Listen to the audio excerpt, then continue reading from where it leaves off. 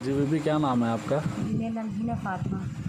कहाँ पे रहती हैं आप? जी मैं कबीर वाला मॉडल टाउन में रहती हूँ। क्या वकूआ हुआ आपके साथ? ये बच्चों की लड़ाई हुई थी, उसकी वजह से मोहल्ले वालों ने मेरे घर हमला किया, मेरी इज़्ज़त पे हाथ डालने की कोशिश किया, मेरे घर से बाहर घसीट के ले गया जी और मेरे साथ बहुत ज़्यादती की है। फिर मैंने 15 पे कॉल किया, 2 घंटे के बाद पुलिस आई है जी और जो पुलिस आई उन्होंने मौका वारदात देखा। देख के फिर मुझे कहते हैं तुम्हारे बाप ने पेट्रोल डलवाना था गाड़ी में।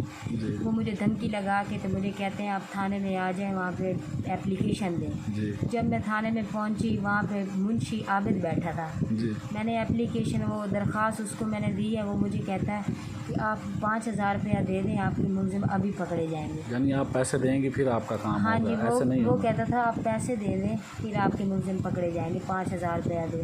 जी मैंने 5,000 नहीं दिया, मैंने 2,000 उसको दिया है। फिर भी किसको मेरी दिया? आबिद मुंशी को मैंने दिया है। अच्छा फिर भी मेरी किसी ने नहीं सुनी। टाइम पे टाइम मुझे दे रहा है तो मैं वापस आ गई। अब यही मेरी अर्ज़ है कि मेरे मुलजिम पकड़े जाएं।